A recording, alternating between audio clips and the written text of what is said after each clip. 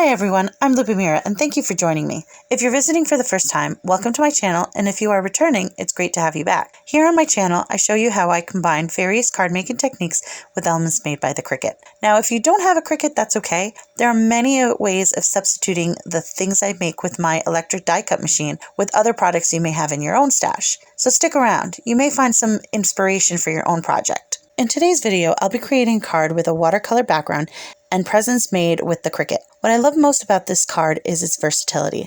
I'll be making a holiday card, but by switching out the sentiment, this card can be used for any special occasions like a birthday or a wedding. This video shows how I incorporate what I make with the Cricut in a card. If you're interested in the Cricut tutorial to how I made this particular element, you can find a link to that video in the description below.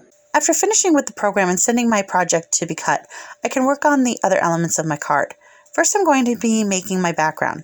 I'm using this background cling stamp from Hero Arts. I took out everything from my Misty to use this stamp since it's thicker than a clear stamp. For my paper, I'm using Strathmore cold press watercolor paper, and the Misty really comes in handy, especially when using texture paper like this. I can stamp it multiple times to make sure I'm getting a nice impression. I'll be heat embossing with clear embossing powder, so I pre-treat my paper with an anti-static tool and then ink up my stamp with VersaMark ink.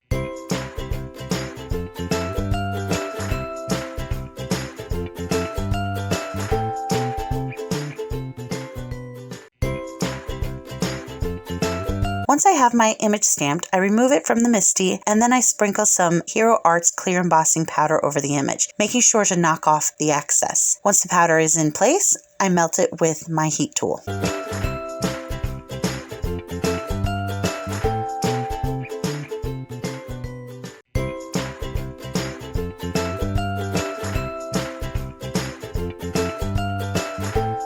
The melted embossing powder will resist any color I put on my panel, leaving a nice white outline image. I'm going to be creating a flowy background using a wet watercolor technique. I love creating these types of watercolors because they are simple and quick. I let the paint do whatever it wants and just add water or pigment to the panel. My watercolor setup is very simple. I'm not going to be taping my panel today since it's such a small piece. I'm using Alta New watercolors straight from the pan with little to no pre-mixing. I chose 3 colors, a purple, a teal, and a blue. I spritz my paper with water and then start adding the paint. The paper is pretty wet and I'm using a size 5 round brush. I simply place the color on the panel, first keeping the color separate and then slowly with the brush guiding them to mix and interact them. I slightly bounce my brush to move the colors around. My panel is very wet and I go back to add more water or pigment.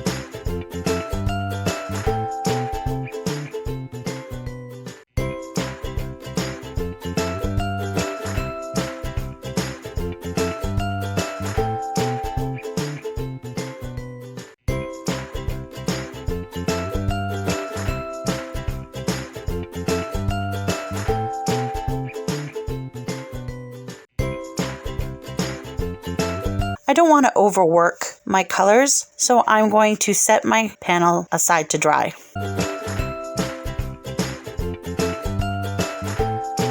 After letting it dry for some time, I can place it on top of a card base and then start decorating it. Off camera, I went ahead and die cut a nice stitch circle from some vellum. This will act like a spotlight for the Cricut cut pieces.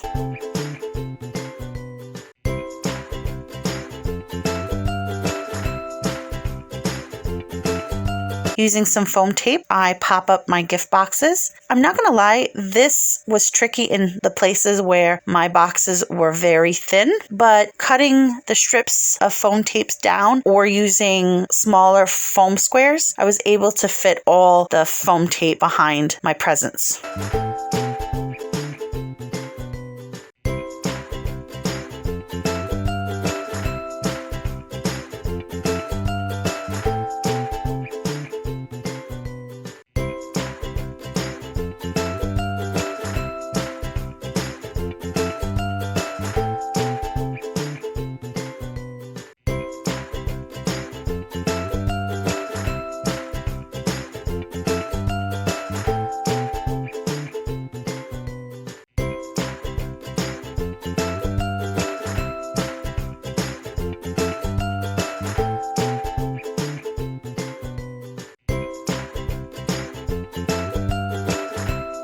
Another neat thing about having the presents on top of the vellum is it gives me space behind the vellum to camouflage my foam tape.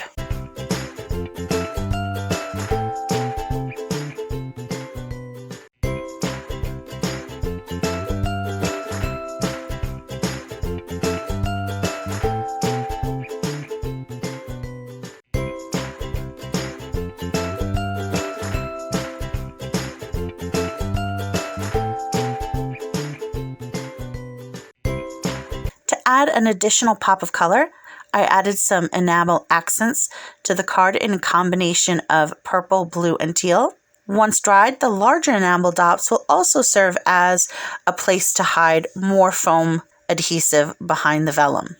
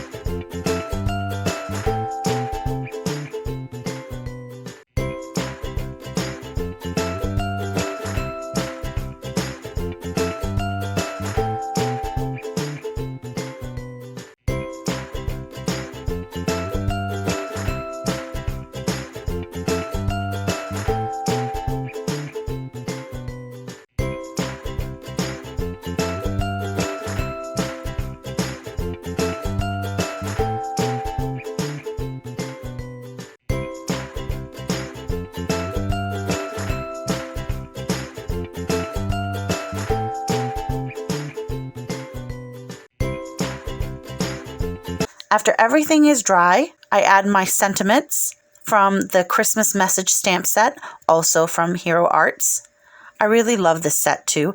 It has a nice variety of sentiments for the holidays. I use a light blue cardstock and silver pigment ink from Delicata. I die cut this from a framed banner die and then die cut a separate piece to create that glitter frame from the same cardstock that the presents were die cut. I adhere my sentiments using some foam tape and that will finish this card. Can you see how many different occasions this card can fit simply by changing the sentiment? I really enjoyed making this card.